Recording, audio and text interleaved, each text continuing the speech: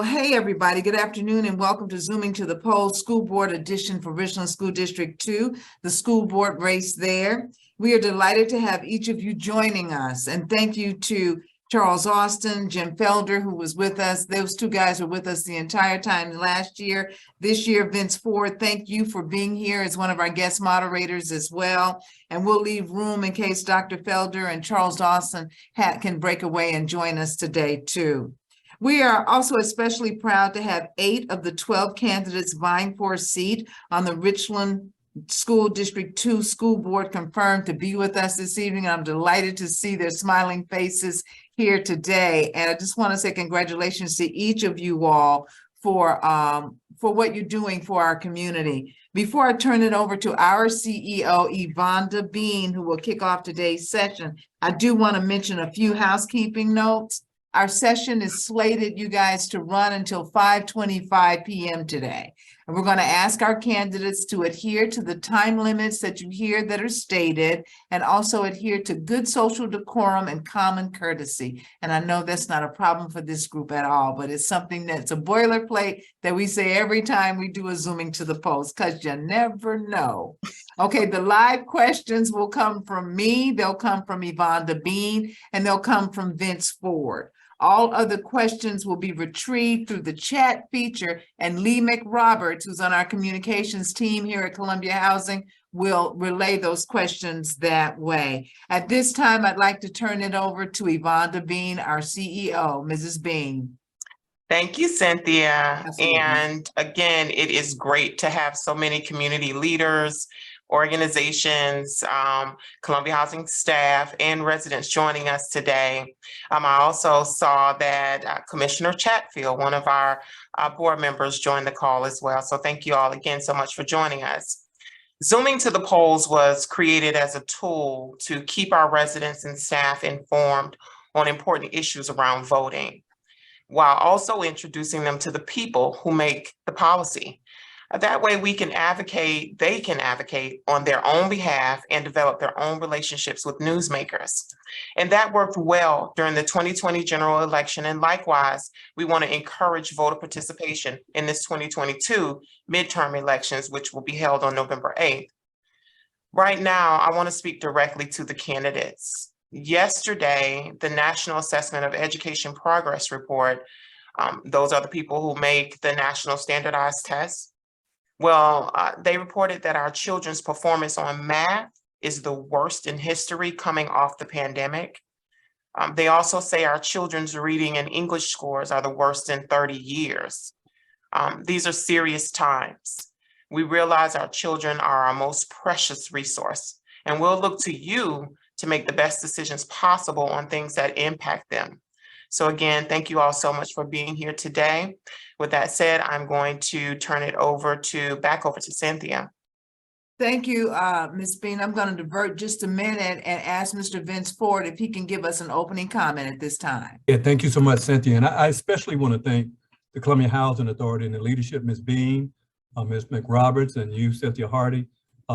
As was mentioned 2 years ago, the Columbia Housing Authority started this process of educating and informing their residents. As a almost 20-year resident of Allen Benedict Court Public Housing, I've never seen a situation where housing was advocating that all of their members and residents go out and vote.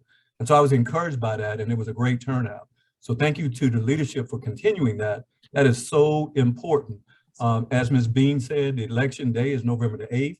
However, you can start voting today, or actually yesterday, up through the election, except for the Sunday before Election Day. And let me say, as my good friend, Dr. Lonnie Randolph always would say when he would stand up and speak, every election is important. That's and right. Every election is consequential. There are consequences to elections, consequences to not voting, and consequences to people just taking it for granted. And it's important, every election. So the next election, you'll hear me say the same thing. It's important and consequential. I too want to thank the candidates for offering themselves for this very, very important public service. Quick resume drop for me. I spent 24 years on the Richland 1 school board. Started in 1992. and again, then served for 24 years. And I will tell you, I serve on a number of boards, and there's no board more important than serving on a school board. It is a sacrifice for you and your family.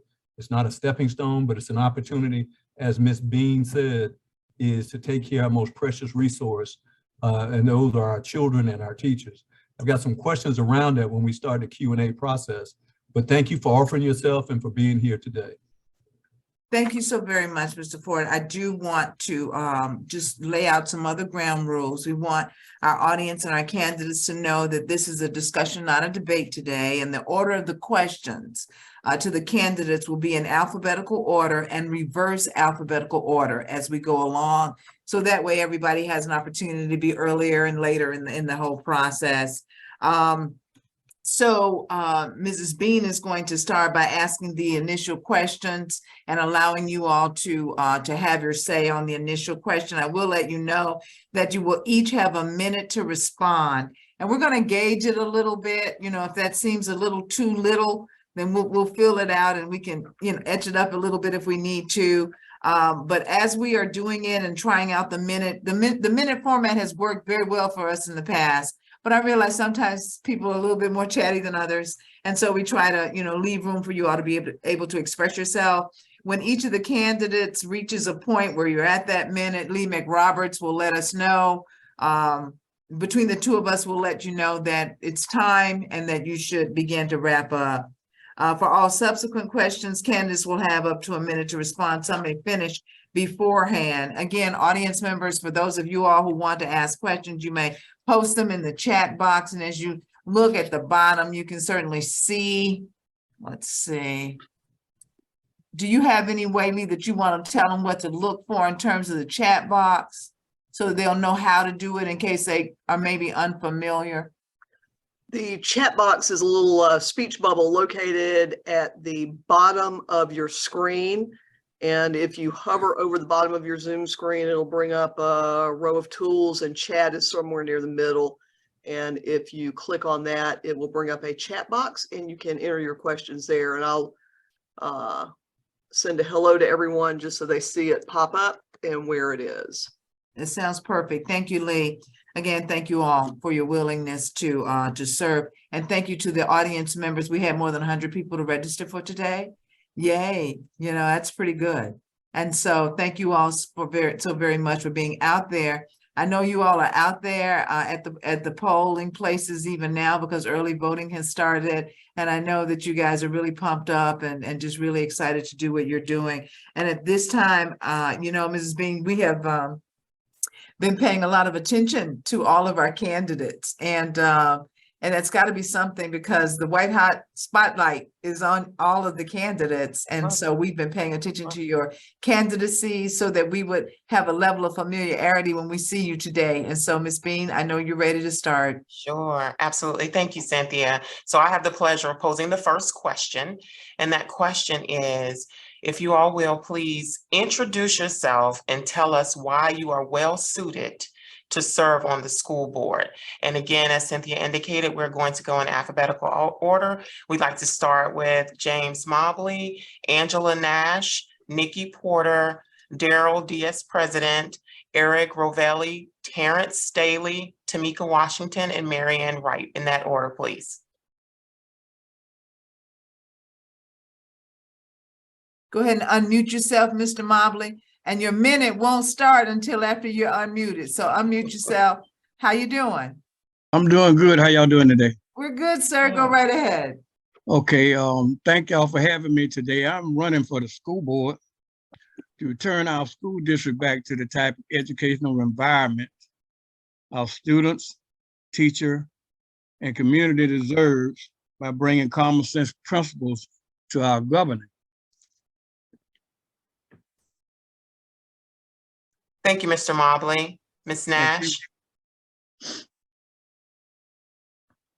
Hi, I'm Angela Nash, and I have been a realtor here in Columbia for, oh gosh, a really long time. I've had the pleasure of seeing people go in and out of Columbia and to hear all from our community. And so that's one of the reasons I decided to run. But the question was that you asked, what makes me somebody who's qualified to do that? Well, our school board, our district is one of the largest businesses in our community. It's bigger than Blue Cross Blue Shield, and I'm a business owner and I'm an entrepreneur. I have the skills to be on boards. I serve on FCA and I've served on other boards, but also I have a really good knack for working with others. I serve on a multicultural board. I work with multicultural people. I have a multicultural staff, as well as I go to a multicultural church. So I have been someone who is very familiar with our area and the people in it. I just really want to see us band together, but also have some fiscal transparency and some really good communication with our community. Thank you, Ms. Nash. Nikki Thank you. Porter. That's me. I think there's an error on our names. I saw Miss Marianne had my name on there. But my name is Nikki Porter. Please excuse my voice. I've been under the weather. I am a product of Richland 2 and a former educator in Richland 2. I taught in Richland 2 for over 14 years, and I left Richland 2 April 2021. I am an advocate for education. I always have been. And I'm a certified educator still to this day. I have students in the district. I care about this district. The leaders that have made changes and an impact on my life came from this district. And my father retired from the military here at Fort Jackson, and I started elementary school here in Columbia. So this is home for me. And I really do care about the impression that our district has on everyone and how our students succeed within the community. So this is what I love. This is who I am. This is all I know. So thank you. Thank you, Ms. Porter. Daryl DS, President. Good afternoon. My name is Daryl President. I am running for this seat because I believe that I can actually affect some change and bring some stability to the board. I can bring some experience to the board as a pastor locally here. I've been here for 21 years, pastoring in this community. Prior to that, I've been very active in community involvement with the NAACP, the Urban League, and numerous different organizations. I've served on multiple boards already. I currently serve as a chairman, or not chairman, but one of the trustees at Morris College, where we're trying to affect some change and get some things done for our HBCUs. I'm a graduate of Benedict College, go Benedict, and I'm excited about just the opportunity of being able to give back. My kids came out of the district. I have two children, Jasmine and Daryl Jr., and they both graduated from this district. I've loved this area. I've been here for a long time, and I want to support the efforts of making this a better place to live and to work. And I'm an entrepreneur. I own a small business that I've been running since 2013, and I know what it takes to retain and keep good staff. So I think I'm well suited for this opportunity. Thank you. Thank you, Mr. President. And now we'll hear from Eric Rovelli.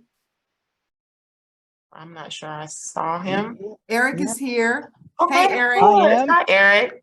I am sorry, but I came across to the park across from where I work, so I appreciate you let me in here. If this looks horrible, I will go to audio.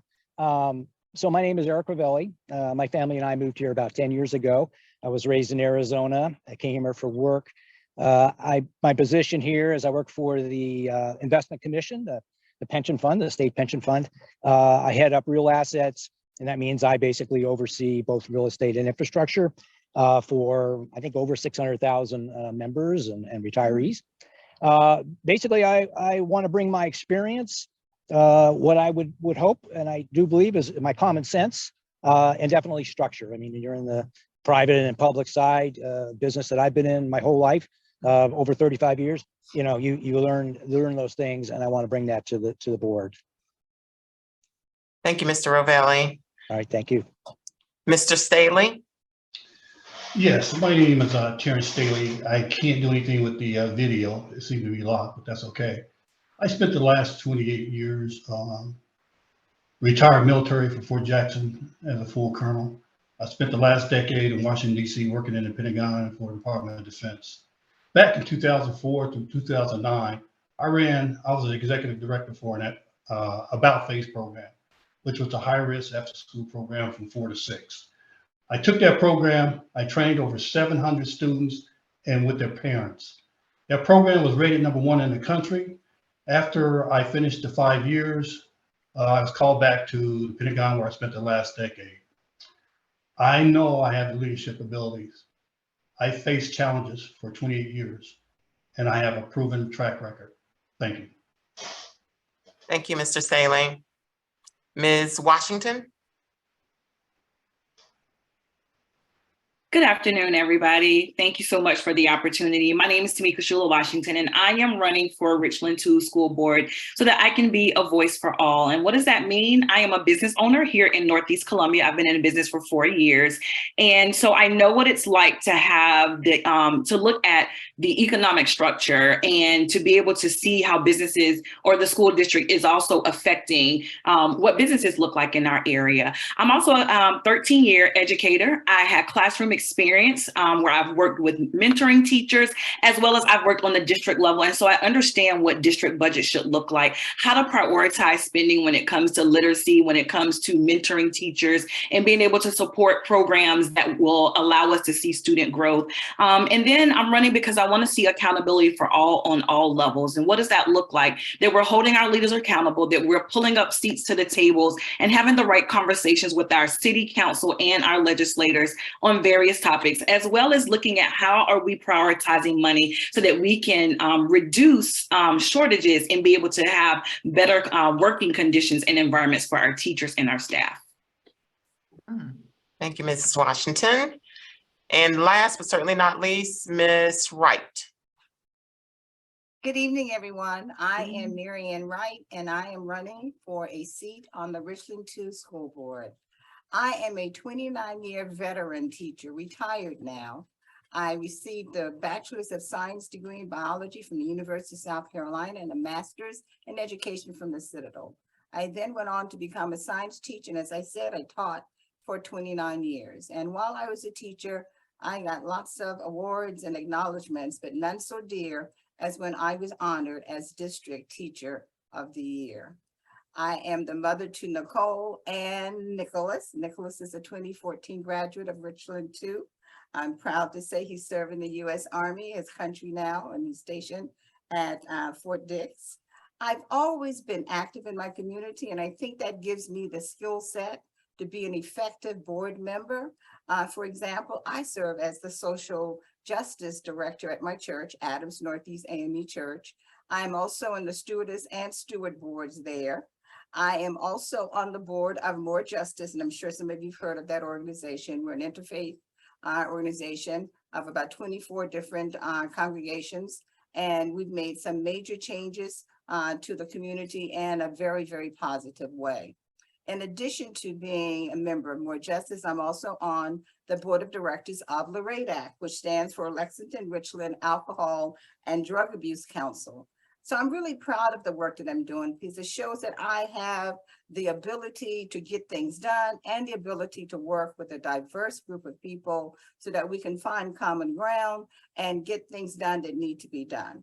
So again, throughout my life, this has been what I've been all about, working to make the lives of others just a little bit better. You know, we should always leave a particular situation better than when we found it. So I think I have that ability to do just that. Thank you. Thank you so much, Ms. Wright. Thank you to all of the candidates for those responses. Cynthia, there are several questions in the chat. I'm going to turn it back over to you. Okay, and so Lee, if you can read some of those questions. Vince, I want you to jump on in here. Vince, I want to mention a couple of things, but I do want the questions to come from you. I like the fact that you're a former elected official. I like the fact that you volunteered in schools even before you were elected. I like the fact that you also have led efforts to get people to the polls, which is what all of this is. The idea, Vince, is that earlier we were talking about, Ms. Bean was talking about her vision, and of course, we were in preparation for this. And it's of course to make sure that our residents are fully prepared so that they can develop their own relationships with people who are in charge of policy and governance in spaces, to let them know and see that they're not that far out of reach from them. There also has been a lot of concern expressed by our residents about the raucous nature, Vince, of some of the school board meetings that we've seen here locally. But Vince, we see it all across the country. People go to school board meetings now and show out, you know, and so whether it has to do with COVID or whatever, so we're seeing that being a seat where people have misbehaved. So I think that that's the elephant in the room, and we cannot not mention that. But at the same time, while people may be passionate about their particular views, we also want to make sure that we keep our kids at the forefront of what it is we're doing. So now I'm pitching it to you, Vince, because I know you have questions. Yeah, so Cynthia, that was a great tee up for my very first question. And it's going to be a non-traditional question. As I have traveled the country doing training for school boards, when I served on the school board, I always started all my presentations with this question. The very first act that you take as a board member is you take the oath. You put your right hand up to the heavens, you put your left hand on the Bible, and you utter certain words saying that's exactly what you're going to do. And I'm not going to get it directly the way it's done, or said, but it says something like to protect and take care of the children, teachers, and the staff of the organization, something like that. All right. And so I want to ask each candidate, what will the oath mean to you as you are prepared to be seated as a board member? The oath. Now remember, the oath is not to the public. The oath is to the Lord. Marianne Wright, you're up. Thank you. Well, for me, it means the first thing is to look at the board and try to find ways to build bridges so that members of the board can connect, get to the point where we're more concerned about what's happening with our children within the district than what's really happening with ourselves. So we need to kind of remove ourselves from that equation and really focus in on what's in the best interest of our children. That's what that oath means to me, that the children of the district are the priority and that we should always carry ourselves as board members above reproach. We are role models. Our students, our children, and other community members, they look up to us because we have such an awesome job to perform. And it's important that we perform this job to the utmost of our ability. And so for me, that's what that oath means to me, keeping our children foremost in everything that we do and looking to build bridges and alliances within the organization. Thank you. Ms. Washington, to Vince's question, what does the oath mean to you? So the oath for me is for us to uphold morals, values, and to make sure that we have opportunities to restore and build trust. So yes, that is an elephant in the room. It's something that people don't like to talk about, but the reality is I live on this principle of a house divided cannot stand against itself. And so what that means is that we have to be able to put aside differences and make sure that we are working collaboratively and working together to uphold the mission, the vision, and the purpose of why we're called to serve. School boards are here to govern. So we have to make sure that we keep that at the forefront of our decision-making skills, and that when we're of our decision making, and that when we step out in front of the public, that we are making sound decisions and we're speaking one voice, we're on one accord, because at the bottom of what this is all about, it's all about the students. It's all about our Richland 2 community, the students, the teachers, the families, the businesses. And so we have a job to do, and that is to govern and do it with integrity, with respect, with the leadership skills that we possess, and with all the diversity that we as individuals bring to the school board. Okay, thank you, Ms. Washington. Mr. Staley, Vince's question had to do with the oath of office and what it means. Yes, Mr. Ford, I've been raising my right hand and swearing to defend this country against all foreign and domestic. And I have not changed that in over 28 years. What I see that I can bring to the board, number one, team building. It needs a good team building process. Number two, morals and ethics. You cannot compromise your moral and ethics, because if you do, you just destroy whatever confidence the board had on you. The other is the board. We need to know each other's character strength. It's critical to know a person's character strength. I've commanded from a second lieutenant to a full colonel. I knew my people. I knew everything about the people. Safety, teachers, staff, community, stakeholders, family, faith, and community have to be reestablished. We cannot give up hope. I plan to bring all these features to enhance the board. Thank you. After Mr. Staley, Vince, comes Eric Rovelli. Okay, let's try this again. You're doing good, Mr. Rovelli. We see you just fine. The picture's pretty clear. All right, thank you. Yeah, it's an interesting question. You know, in my position, which I mentioned is head of real assets, working for the pension fund, you know, we basically, we don't take an oath, of course, but we still know what our focus has to be, and that's on providing the best returns and for, you know, retirees and members. So everything I do basically as a Christian. I'm a Catholic. That goes into everything I do, right? I would bring that to my job. I've been living that way for my whole life, and I would bring that to the board. So, you know, I think what is really important to me, of course, is getting along with everybody. I've talked about that many times. Civility is definitely kind of a foundational thing. We got to have it. If we don't have it, we're not going to go anywhere. But I think for me, it's really wanting to focus like a laser beam on the education. You know, you mentioned I think at the early stages here about the grades and the performance that we're seeing in kids. I didn't know if that was this area or just nationally.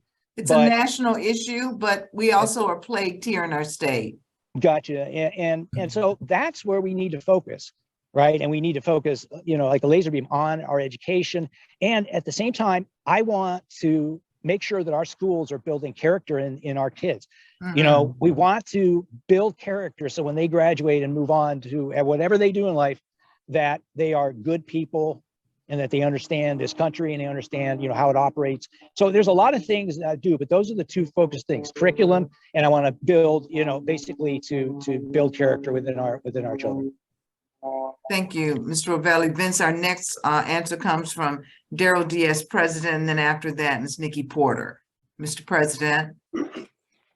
Mr. Vince, that was a great question. I think it deals with accountability, because as you stated, the oath is not to the board, the oath is to God. And so we're acknowledging that there's a greater power above us that we're accountable for in whatever decision makings we make, and that we have to stay accountable to that in terms of our integrity, in terms of our you know, getting along with each other, how we function, how we come to our decisions. All those things matter, and compromising those areas, knowing that God is above us and God is calling us to accountability.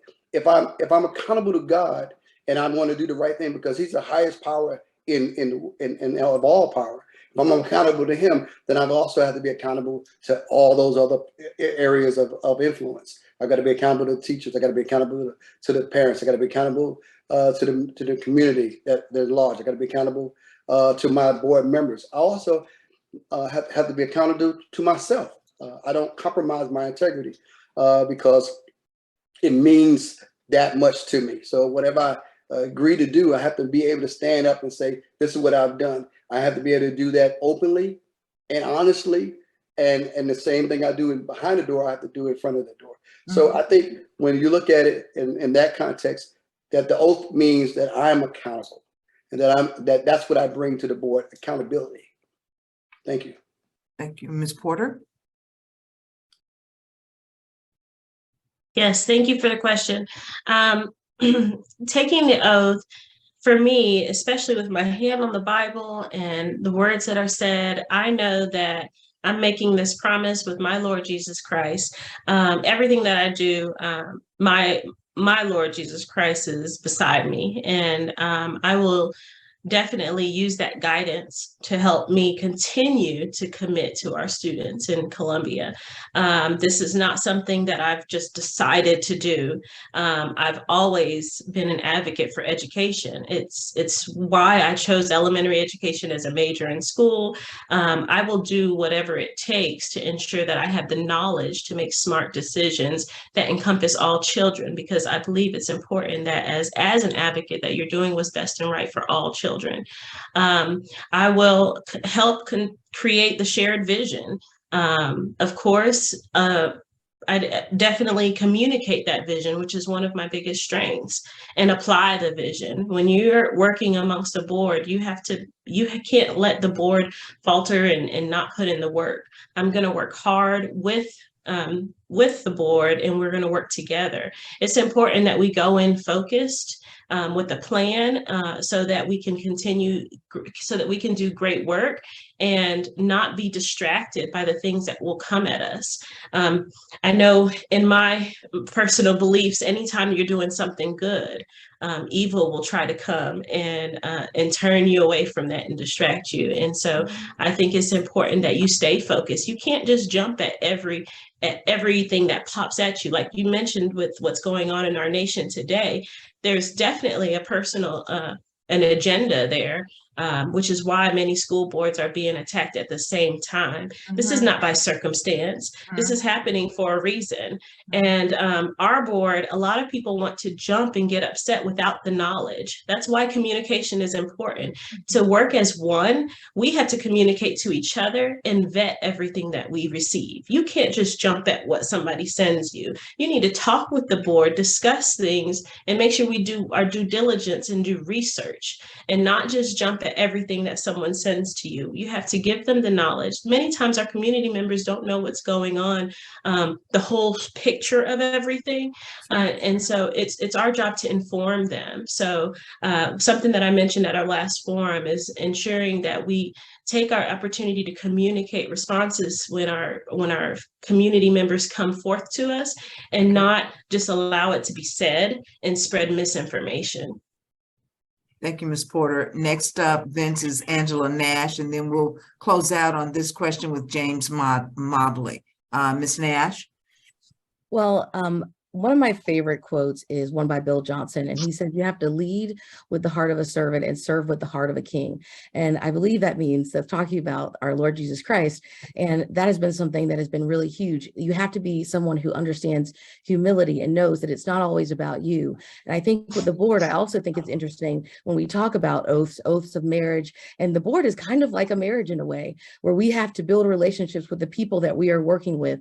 And one of the things I've talked to many candidates about is that would we all agree that in the back room, in the executive session, that we don't get out there and we have our disagreements just like we would at a marriage behind closed doors, but when we get in front of people, the children, the people we're setting an example for, the young adults who we're setting an example for, that we are in front of them and we are showing them a united front and that we can work together. And I think that's very important. I think also, like, looking at a lot of the things that we've seen over the course of the past, several years now, of the contentiousness, I think part of that is also having a high social EQ and knowing how to work with people and knowing how to communicate and not being easily offended. I think that if we can do that, if we can start to work together, if we can really take the oath seriously and lead like we are servants, then I think that we will be able to have a really great board that is not only going to be able to change our community of Richland too, but I think that there's a big chance that we could change our city as a whole and bring people together and not separate them any further than we have already. We're going to conclude with you, Mr. Mobley. Well, I am a man of faith and realize that our Heavenly Father controls everything. And He has entrusted us here on earth to do right by His children. I am a former Marine Corps veteran, and I took an oath to serve and protect my country. I presently serve on the Recreation Board, and I took an oath there too. And with the oath that I take, I would not sacrifice my morals and ethics. I will make sure that I hold on to all of that. Thank you. So Vince, those were really good questions. It was a really good question. And those were really good answers too. And I hope it gave you some insight into who they are. I think it's a good time now, Ms. Bean, Vince, Lee, to go to the chat and have Lee to read some of the questions that are there. And then after she reads the questions that are there, Ms. Bean, Mr. Ford, I'd like for you all to say whatever you want to say before we jump back into each person. And we'll be starting with James Mobley and then going down the alphabetical order in the alphabetical order direction for this one. Ms. McRobertson, if you can read several of them and offer any commentary that you think is necessary to set it up. All right, sure. Well, I do have a question, and it's actually regarding an item on the agenda for tonight's school board meeting later on. And someone wants to know what the candidate's position is on the latest news about the agenda item on tonight's agenda regarding a new bond, given that the taxpayers of Richland 2 had just recently approved one of the larger bond issuances in that district's history. Okay, and there's another one on there about the investigation. What about that one? That one also, same person would like to know the candidate's position on the investigation that's been started by the governor into Richland 2, and also involving the inspector general and members of the General Assembly. So the bond issue, which is spending more money, and the other is, it's really a character issue that the inspector general is looking at the school board. It feels like that's what is being described in the news media, just based on what they've seen in the meetings that have transpired. And so Vince, Ms. Bean, would you like to add anything to that before we start with James Mobley and then go down the list? It will be James Mobley, Angela Nash, Dickie Porter, DS President, Eric Rovelli, Terrence Staley, Tamika Washington, and Marianne Wright. Mr. Ford, Ms. Bean. Sure, I'm looking forward to their responses. Okay, Mr. Ford. And Cynthia, I really appreciate the answer to the question about the oath, because that's where everything starts and ends, believe it or not. Some people take that as a formality, but it's really, as it's called, it's an oath. And I think that if people follow that, they'll end up being good board members, because it's something that they're declaring to the entire world and to our Father. I really appreciate the responses to that particular question. But you know what, Mr. Ford, people really appreciated that question, because a lot of times when we talk about just the level of passion and raucousness that happens at some school board meetings, people don't always know necessarily where to go to begin to fix that. And so what you have offered is a place to go to fix that by asking individuals to introspectively see if they are right. Right, and Cynthia, it doesn't mean that you can't or won't disagree with someone. In fact, that's a really good thing. You have a right to your own enlightened self-interest position. You can disagree, but it may have been said like this, but you don't have to be disagreeable. And I do, one of the candidates said you deal with certain things in executive session, but when you come out to the public, you've got to be, I used to call it being presidential. You've got to look like you're in charge. And someone else said, we are models for kids and for our community. And so the board meetings are to conduct the business of the organization. That's the purpose of the board meeting, is to conduct the business. There's certain things, someone mentioned governing. Policies don't get passed unless the board votes for it. Contracts can't get signed unless the board votes for it. Believe it or not, teachers and other staff can't get contracts until the board votes for it. That's the business of the organization. But there's also a process where we have to make sure that, again, you don't have to get along. I mean, you don't have to agree. I should say it that way. You don't have to agree, but you also don't have to be disagreeable. Absolutely. Thank you, Mr. Ford. So we're going to start with you, Mr. Mobley, those two questions about the bond issue today on the agenda, as well as the Inspector General investigation coming out of the governor's office. I don't know really much about the investigation. All of what I've heard and read in the news, I don't really want to speculate. We've had bonds over and over and over, and it seems like if we do bonds, that means that we need help. And we've done good. I pretty much good with the bonds that we've already had. The last bonds that we had, we built new schools, we built football stadiums. They did pretty good. I don't know why now they want another bond. I hadn't looked into that just yet, but I think it's a good thing if we need it. But I'd have to look into all that to figure out why we need another bond and what we are doing with the investigation, because that was not a good thing to even have that investigation. That's most of the reason why you see a lot of people here running, because they want some change here in the district. Mm-hmm. Thank you. Thank you very much, sir. Yes, sir. Angela Nash. Okay, so I'll start with the investigation first. It's one of those things where you never want to speak about something that you haven't actually gotten to see. So I think that at this time you have to kind of wait till we see what comes out. And then I definitely would be happy to see whatever the recommendations are or whatever the findings are, and then just kind of go over that. I do a Facebook Live every Wednesday night, and I talk about my candidacy, like what my campaign is. So it's very transparent. And at that time, if something comes out, then, you know, I would go over that at that time. But I don't want to speak on something that I don't have the full grasp of right this time.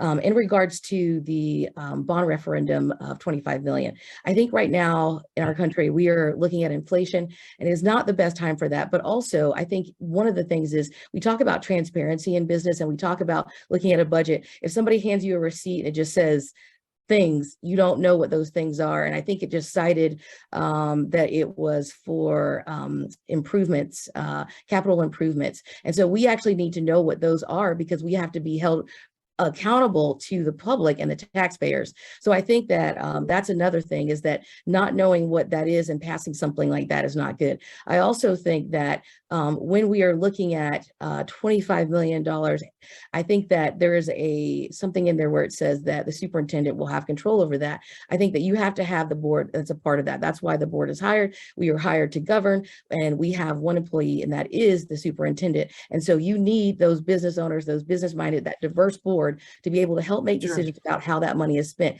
and for accountability, because that's a liability to the superintendent if he is the only one accountable for that 25 million. But if there are several people giving input on that, that is going to be much better. The community is going to be very happy about that as well. Thank you. Hopefully I didn't go over my time. No, it's okay. Thank you. Nikki Porter. Yes, when it comes to the investigation, it's already happening, so there's no reason for me to dispute it. But it's definitely something, if more information we have, the better. It's going to help us move forward. And if that's what the community urged for, and that's what's happening, that was the response, then okay, we'll get it, and we'll have more information to make further decisions. When it comes to the bond, I think there's an error in the question. I don't believe this is a new bond. Any bond that we have is something that's voted on with our community members. So I don't believe it's a new bond. I believe it's borrowing from the bond to make capital improvements.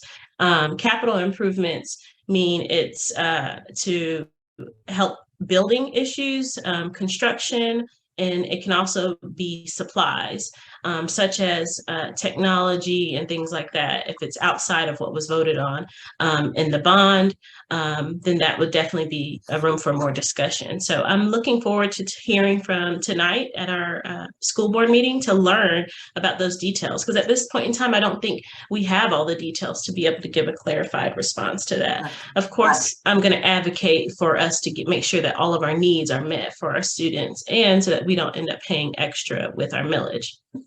Thank you. Thank you very much. Yes, ma'am. Okay. DS President, you're next. Okay, thank you. With respect to the investigation, like everyone said so far, we don't really know what findings are they're going to find. We just got to deal with it after it comes out. Once they finish their investigation, and we would have to govern ourselves according to the recommendations. With respect to the request for the bond, I think bond is not the right word. It's more dealing with the 8%, and it was a great thing that it came out today, and it gave us an opportunity to see how misinformation creates a whole conversation. I've gotten numerous calls about it, and people are on different spectrums of it.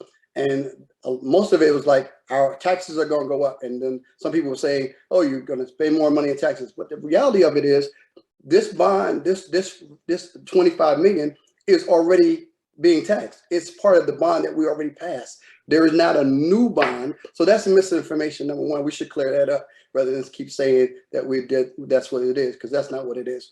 And it is a part of the 8% that the school district normally uses for capital improvements. Now, do I agree with the process by which it is being done? No, that's where we come with where we're not telling people enough information. We're not sharing with people what is necessary to do. So that causes us to have this type of outcry in the community. We've been up in arms all day about this, and it's simply make sure that everything we do is transparent, and we put all the information on the table so that people can make informed decisions, and they would be able to respond in the right manner. That's my piece on that. I just believe that this was the way it is. I'm looking forward to listening tonight to the school board meeting. When I get finished with here, I'm going to get in my car and rush over there so I can be there and listen to it. I really want to know. And after I have the information, then I can make a decision upon what it is. I can't make a decision without information. It's not fair to anyone when I do that. Certainly, yes, sir. Eric Ravelli. Yeah. Now, first of all, the investigation, I am actually not familiar with that, so I'm not going to speak to that. Sure. I haven't heard about that. I would say with the bond issue is, one of the things that I've talked about before, and, it's kind of my background with a financial background.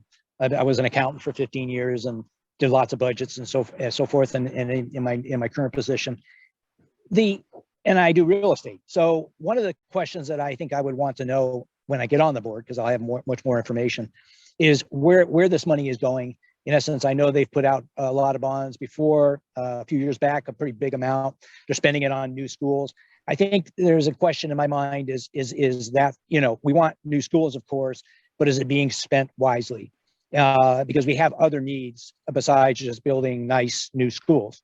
And so that would be something that I would want to focus on in terms of, and with any bond issue, is what are we going to spend it on? Do we really need it? Are we spending the money that we already have in a wise way? So that would be how I would approach that. Thank you very much, Mr. Ravelli. Terrence Staley? Yes, I've watched and I've read some news articles, and I've also watched some footage on TV, basically about the investigation. Usually, an investigation, especially if it's a federal investigation, it's going to involve some type of fraud, waste, and abuse. The articles and the information I saw was sort of like the impact card. Individual employee was spending money, wasting funds, taxpayers' funds. That was one version that I saw. And I'm going to address the school bond. If the school bond is helping support the students, staff, faculty, and teachers, I agree with it. If it's supporting what is required to keep the district, the teachers, students, faculty, staff, updated with new technology, new equipment, I vote for it. And that's my opinion. And that's all I have to say about it. Yes, sir. Thank you so very much, Ms. Washington. So first of all, just like everybody has already said, we don't know much about the investigation. We do know that it's happening. But for me, I look at it as this is going to give us a chance to have some insight on what the community is feeling and what is it that we need to do as a board together to move forward to rebuild our community's trust.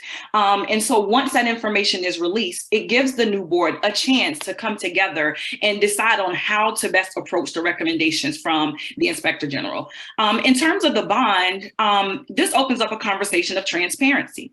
And so a part of transparency is not just we're going to have this information on our website and we're going to talk about it at a board, but it is how are we going to educate the public on what actually capital improvements are and how are we best using those funds to improve our school district. It opens up opportunities for us to have real conversations so that the public, the people, the taxpayers, the business owners, let's not forget the business taxes that go into our school district. This gives us a chance to really say, how are we prioritizing contracts that are coming into the district? How are we prioritizing funding opportunities? How are we prioritizing and making sure that the public is aware of what this actually means for the taxpayers' dollars? So I think this is a great opportunity and a great conversation starter. Now we need to know, what does this entail and how do we best move forward with fiscal management as a priority for our board?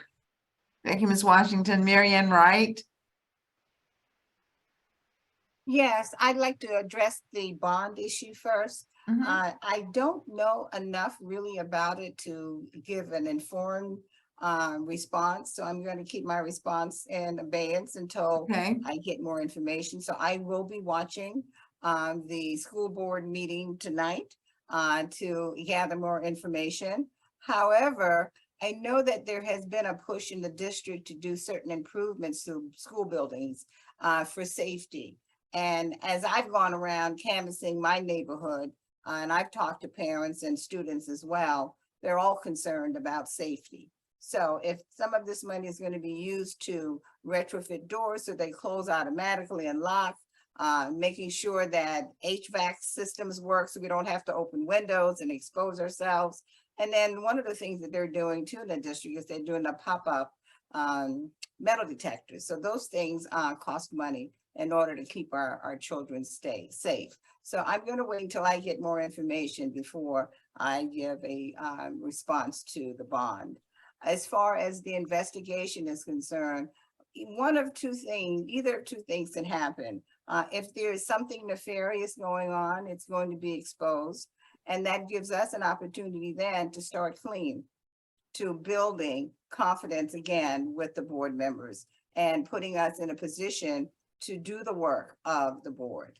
If there isn't anything there, then that's a win-win for everyone involved because it's a confidence booster. We see that the board is doing what it's supposed to be doing and there isn't anything untoward going on. So that's basically my opinion on those two issues. Thank you very much. Thank you very much, Ms. Wright.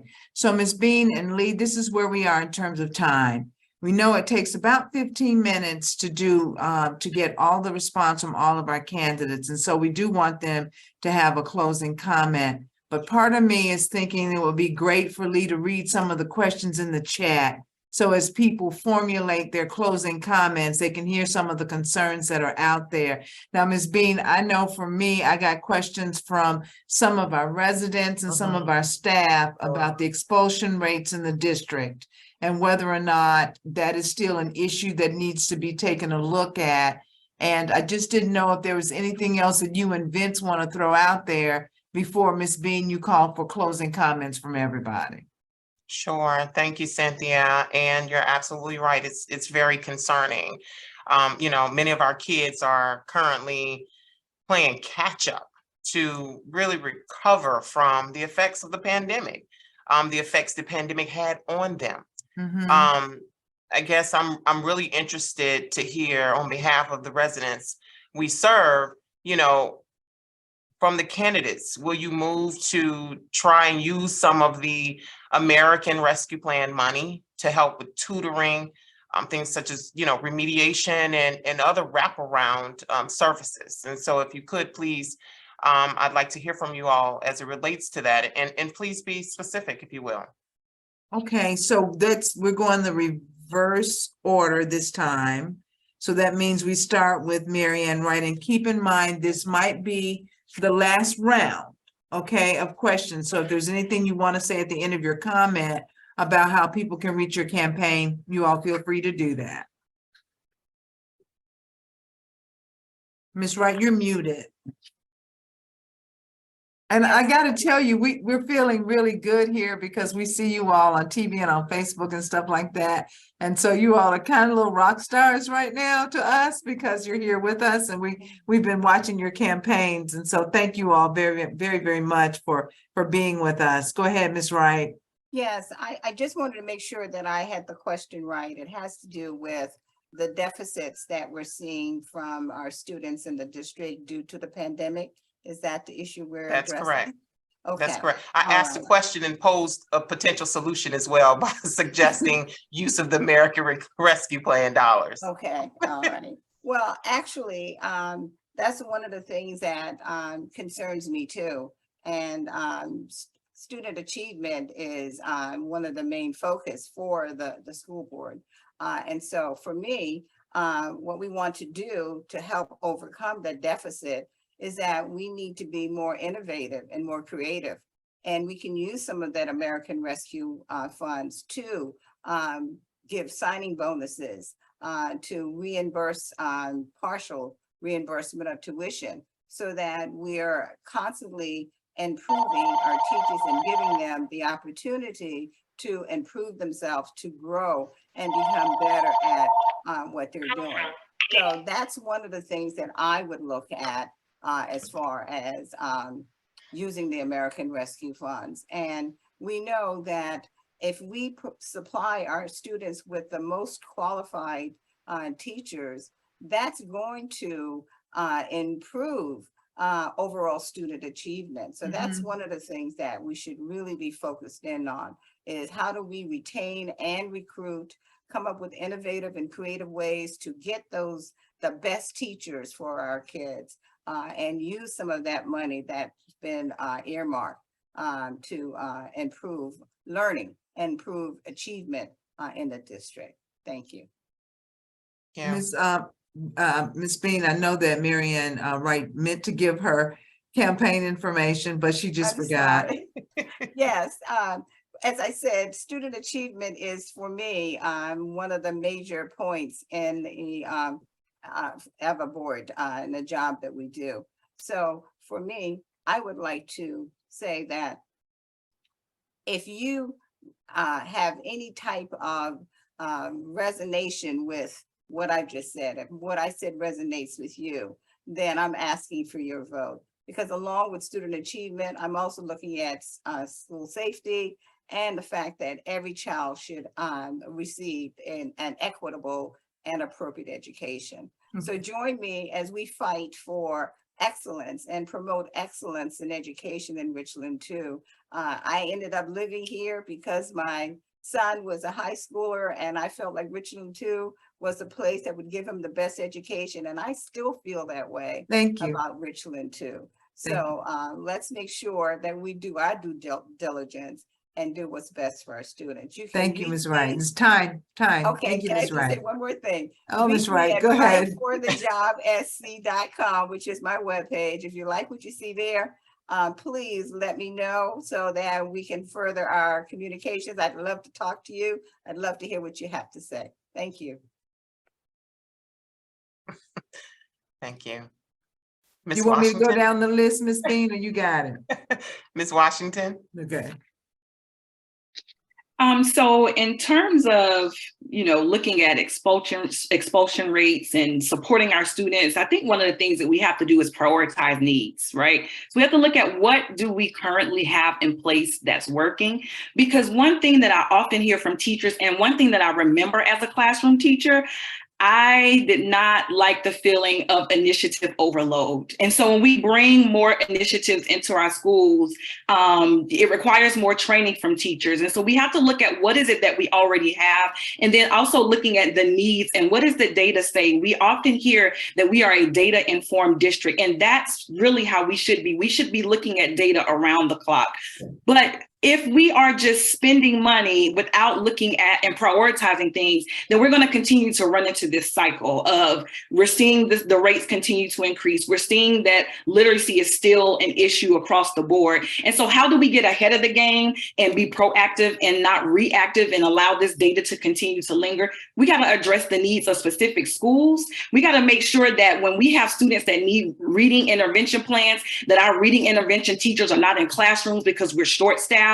And so we've got to look at staffing. We've got to look at prioritizing to make sure that we have teachers in the classrooms, that we have the bodies in the classrooms, so that learning can take place and that we can actually tackle the issues that we're seeing. We got to look at how we're funding different things and then bringing all stakeholders to the table. What kind of partnerships do we already have where we can bring in tutors after school, where we're working with our pastors and our community advocates to say how we can address these things, especially in where we have apartment complexes or where we have housing? How can we partner with organizations to get them in those places where maybe it's not during a school time, because students need to be in seats. They don't need to be in ISS. They don't need to be suspended. We want to make sure students are in seats and learning. And so if we're noticing those deficits and we're noticing those things, what are we doing to work with all stakeholders to bring everybody to the table to be able to tackle some of these issues? And so in closing, I am running because I want to be a voice for all. And I really want to restore the public's trust in our school district. I'm a product of Richland too. I've lived here for over 33 years. And I want to make sure that we're putting recruitment and retention at the forefront and not being reactive, because this data has been out here for 10, 15 years, that we're also prioritizing fiscal management and how we're spending our money to make sure that we're maximizing all opportunities across the board. And then also, how are we building those partnerships with businesses like myself, with community organizations, so that we can have all stakeholders at the table for the best interest of our entire Richland 2 community. This community and businesses and the economics, we're growing and we want to continue to see that growth. We don't want to see families leave. We don't want our money continuing to go to Lexington County and all these various places. We want to see Richland 2 thrive for our families, for our children, and for the future generations to come. You can follow me on social media, Tamika Washington for Richland School District 2. And then also my website is Tamika4r2.com. I look forward to seeing you all at the polls, and let's do what we need to do to get the right candidates in the seat. Thank you so much for this opportunity. Thank you, Ms. Washington. Mr. Staley, what say you about the effects of the pandemic on our children? It's unfortunate that we had the pandemic, but there's not a lot can be said or done about that. What we can do to try to increase the ability of our students to have a little bit a more direct way to go from here, a way ahead. Number one, we have to have and make sure we keep our hope, keep the hope up for our communities, keep the hope up for our students, our parents, our teachers, our staff. Never give up the hope. The second is team up with our community development centers and some of our pastors. There are lots of community development centers that can be open on the weekends, or mostly on the weekends, even some evenings from 4 to 6, and bring in those tutors, bring in those teachers or tutors that have good backgrounds in math and English that can help push our students, or at least move them ahead from the unfortunately impact that they lost during the pandemic. Sure. I just feel we got to be able to have our faith in our community and in our homes and our families. If we don't give up on that, we have a chance. Mm-hmm. Sure. I believe strongly that we can come out of this in a positive rim. I can't think negative. I never have thought negative.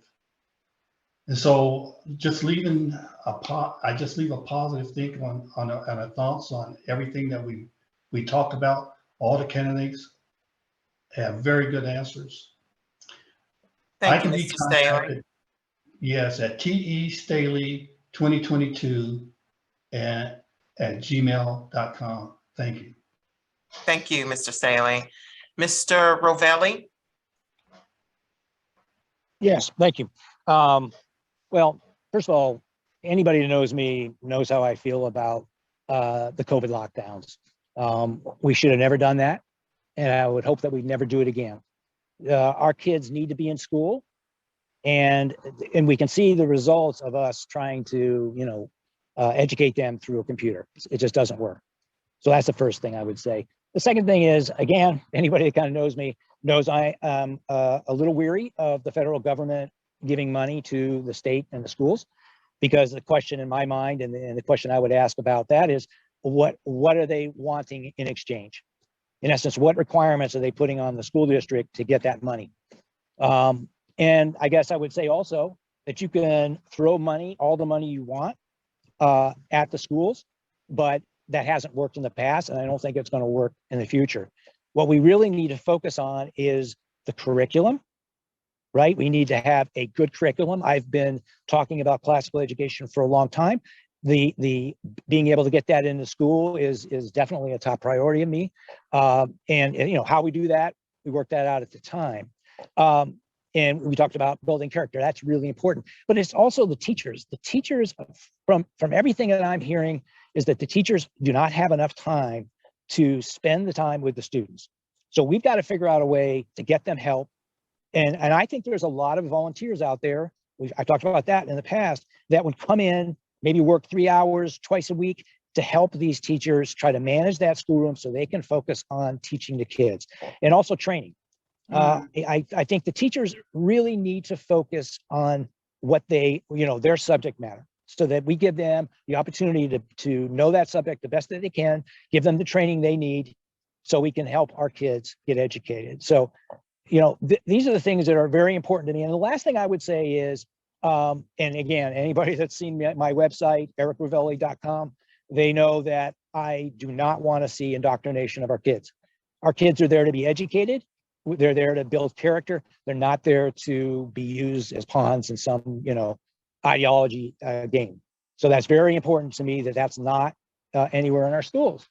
And so I would say, oh, I'm sorry. Yep. So that would be it. Please visit ericravelli.com, and I've put together many videos, and I think you can see, what I want to do when I get on the board. So thank you very much. Thank you. Next, we'll hear from Mr. President. Again, that question is, how do we recover from the effects of the pandemic on our children? Yeah, to your question, I think that's a really good question. However, I've actually visited a parent not just maybe 2 days ago, and what she was telling me was that her granddaughter was so far behind, and that she was having problems catching her up, and that the teachers they're having to teach not to the pandemic, so to speak, of where they are, but they've got a curriculum that they've got to go forward. So they've been asked to catch them up and keep them up, and it is almost impossible to do so without the extra support. They need tutors. They need people who are willing to fund it. She told me that her next door neighbor was able to had the financial wherewithal to get a tutor for her son, and as a result, he's up at the grade level, but her granddaughter is not. And so, yes, if the American Rescue Plan can be used for that purpose to help kids get up to speed, I believe that we should do that. The goal should be do whatever we have to do to make sure every child is where they need to be at and proficient in what they need to be in, because we keep saying we're here for the kids and for the kids only. So that should be our focus and our goal, is to make sure that the children get what they need. And it's not, that's the point. That's the whole point of everything we do. As a candidate, that's what I want to be a voice for all, but I particularly want to be a voice for these kids because they need to have what they have. If you're interested in what I'm doing, my name is Darryl President, and yes, President is my last name. You can contact me by on Facebook at President for Richland 2, or you can go to my website, which is the same thing, presidentforrichland2.com. And I'll say it now, and I say it every time. I'm going to be the same guy today, on the board, and forevermore. God bless you, and I appreciate the opportunity. Thank you, Mr. President. Next, we'll hear from Ms. Porter. Thank you. So I'd like to start with something that's near and dear to my heart, and I know I've talked about it before, but it's our counselors and our special needs areas and within our schools. And I would love to use the ESSER funds for those counselors, making sure that we have curriculum for them. I worked in 3 different elementary schools where the counselors did different jobs. It looked different from school to school. And I know it looked different because of the communities that they serve, but also they were getting their own resources. And they were responsible for that on their own. Now, as teachers, we get standards and support documents that are decided upon from our state, and curriculum and materials are handed to them, even though teachers do have to supplement, but those decisions are decided at the state level. I think we need to do a better job of making sure our counselors are equipped in all levels, especially due to the pandemic. Our response to intervention program, I want to evaluate that because I saw many students that were a part of response to intervention. They were a part of it for too long. It's supposed to be a 3-step process so that students can get caught up and then they graduate out of the program. But we're seeing students that are lingering in that program. So we need to evaluate on if it's being used effectively and if the instruction is being done correctly. Evaluating resources, remove unnecessary testing so that we have more time. If the test is not required by law, then we shouldn't be doing it. I want to put trust in our teachers that they know how to assess their own students and make decisions based on their assessments and differentiate within their classrooms. As a former teacher, I know that teachers can do that. It's why we have these credentials and certifications and have to go back for these certifications regularly. So let's trust them to do that. I think that my knowledge and my experience being from the classroom so soon that I will be an asset to this board so that we don't have so much of a steep learning curve of trying to know what we already have. And then of course, inform our families. Policies, we're in charge of the policies. So if there are policies that don't support these initiatives, then we have to do the work to fix it. We can vote together on the policies that support the initiatives that we want, and then of course expect the superintendent to carry that out. Expulsions, we need to look at different options in expulsions. That's where you have your partnerships. So looking into ways that our teens and our middle schoolers can start volunteering, seeing if there are other organizations that want to come in and help with giving options for our students instead of expulsion and suspension every time, because they have missed out on some social opportunities in the past 2 years. And some of them don't know how to communicate with each other. They've been on screen time for hours at a time and on their phones. They have to get this back into play. It's going to take some time to recover. So how does someone learn more about your campaign, Ms. Porter? Yes. Please come to facebook.com/nporter for R2 or porterforr2.org. There you go. That's my site, and you'll learn about everything that I had to say about what we can do now with what we have now as an experienced certified educator. Thank you. Thank you, Ms. Porter. Ms. Nash. Well, I just want to say, I think the pandemic gave a lot of us some insight in many ways, because we got to see what worked and what didn't. We got to see that there were kids who learned better at home or with more close instruction than other kids who did really, really well in the classroom and socializing. And I think that we have to look at all those things and just learn to be creative strategists and be even more creative strategists. I will say, though, that the teachers did such an amazing job. I watched my friends who were counselors and teachers carry a lot of load and a lot of burden, and they did everything that was asked of them. And I think that we have to really, really look into making sure that they have the support that they need, because if the teachers do not have the support that they need in the classrooms, whether that be substitutes or otherwise, then we can't actually have the kids get the support that they need. I think in response to expulsion, there were some really great ideas given out. I think after school programs are really, really great. I've talked to many after school programs as far as like karate, things like that teach discipline, help with social interaction, but also organizations like Earn the Right that helps kids who are at higher risk. Because if we talk about helping kids rehabilitate their behavior. And being in a pandemic, isolation is the worst thing that could have ever happened to so many of them. And we have to look at that. I know that there's outside counselors who offer free counseling, partnering with those people to make sure that these kids get what they need. A lot of that's going to start with the self-esteem that they lost, the isolation that they had, in order for them to be able to learn. Because I don't know about you all, but a muddled mind of things, of stress and all the other things, and then feeling behind does not help your self-esteem, and it certainly doesn't help you learn. So I think that's what we should do and look at that. But I don't have a whole lot of time because I actually have to get out here to go to another event. But I just want to say thank you to everybody. How do we learn more? Yes, you can go to voteangelanash.com. And if you go to my Facebook page as well, I do a Wednesday night fireside at 6 p.m. and I would love to see you guys there. Thank you all so much. Have a great day. Thank you, Ms. Nash. And lastly, but certainly not least, Mr. Mobley. Well, the pandemic was really bad for all school districts all across the country. I want to suggest blended learning where students are able to spend half of their day in the classroom with teachers and the other half using the online method. The benefits and opportunities are to reduce student burnout and possible behaviors. Secondly, being able to serve more students without building new facilities. The new generation learn differently. Therefore, we need to reach them differently.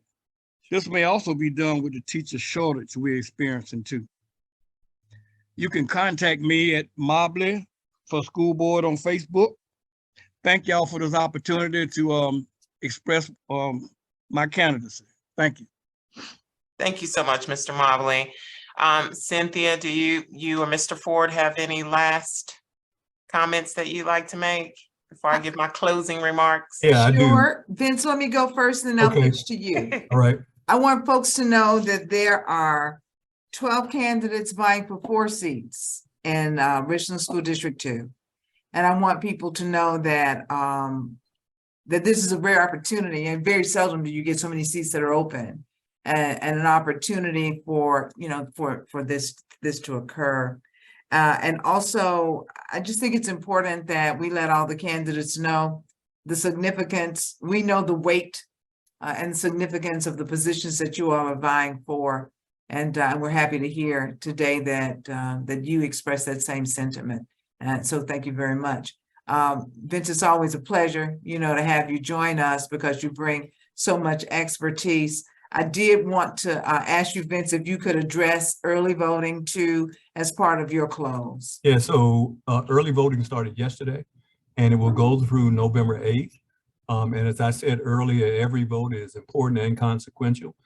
You can vote every day except for Sunday, and the polling places are listed out there. Let me encourage you to vote early so that you don't have to be there on the 8th. Hopefully the lines will be short if you decide to vote early. And let me encourage you to take someone to the polls with you.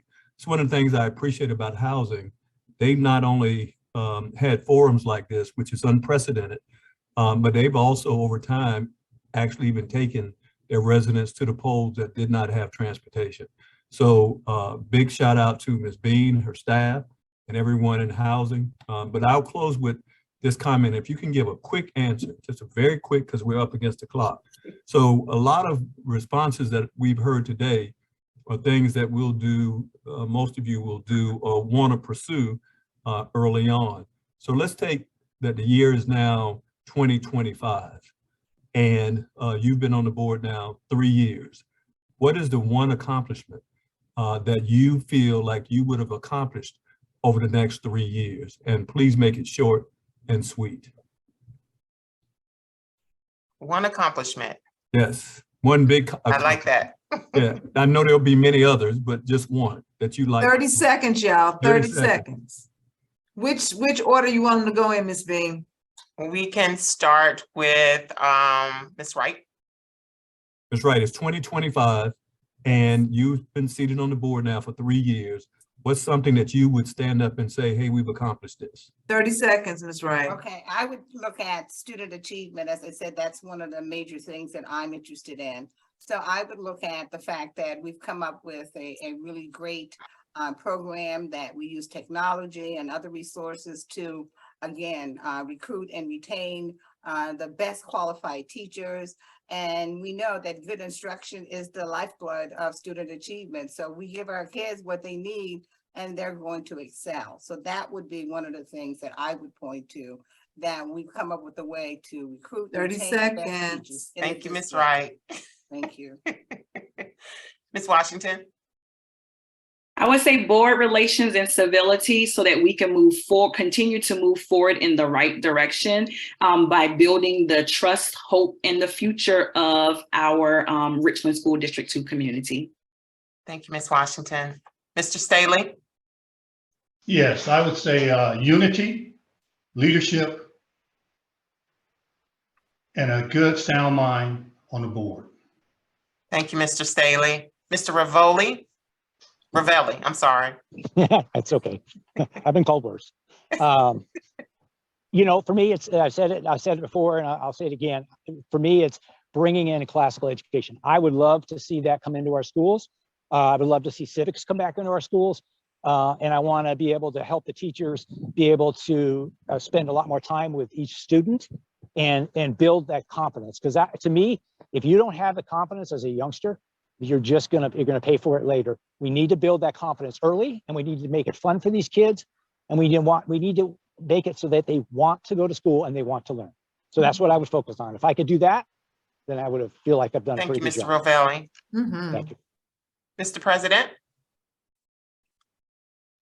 I think the biggest thing for me would be teacher retention and morale to bring up. I believe the key to all of this is, how does the teacher who's in the class dealing with the student themselves every day, how do they feel about this? Did they buy in? We create an environment where they are completely in. If they are, then everything else goes up from there. Thank you, Mr. President. Ms. Porter? I would like for us, the worry of not having the amount of staff that we need not be the top concern. And then also that the board has established standing committees for the board so that we can stay focused on the work. And I've already named those committees. That's the Committee of Teacher Support and Recruitment, Committee of Diversity and Inclusion and Special Services, Committee of Finance, Partnerships, and Community Outreach, and all of those committees working under the umbrella of safety, all hands on deck. So I would love for this plan to be in effect. I'm going to champion it. Thank you, Ms. Porter. Ms. Nash? I think she had to go, Ms. Bean. Okay, she did. And Mr. Mobley, what say you? I think we should have better teacher retention and recruitment. I'm hoping to have a lot of unity with the board. And most of all, I want all the expulsions to be down. So thank all of you for answering that question. And I also want to thank all of you for offering yourself as a candidate. You know, a lot of people sit on the sidelines and they talk, but offering yourself up to a position like this is one of the most important decisions that you make. When and if you're successful, we certainly wish you well. We'll keep in our thoughts and prayers, and hopefully that some of the things that you have talked about will come to fruition. Well, thank you so much for that, Mr. Ford. He just closed this out. I do want to very quickly just thank you, Mr. Ford, for your willingness to always be of service. We certainly appreciate the expertise that you bring to the subject, and we just appreciate you as one of our partners. We value you. I want to also ditto your comments as it relates to the candidates. You know, thank you so much for participating in tonight's session and providing us with the responses that you gave. I want to also recognize my communications team for the role that they played in organizing tonight's session. Cynthia Hardy and Lee McRoberts always doing a fantastic job behind the scenes to get us where we need to be. So I greatly appreciate you. And then, of course, I see many of my team members and residents on the call as well. So great to have you all here. Thank you all so much. This is about making certain that you all get the information that you need to be able to make informed decisions. And so thank you all for attending tonight. Thank you all to the community partners. We're blessed, of course, to work with you. We appreciate and value all of you. Thank you again. And we hope to see you on November 1st for our second edition of Zooming to the Polls with School Board Richland District 1. Be safe, everybody. Take care. Good night. Thank you. Bye-bye. Good night. Bye.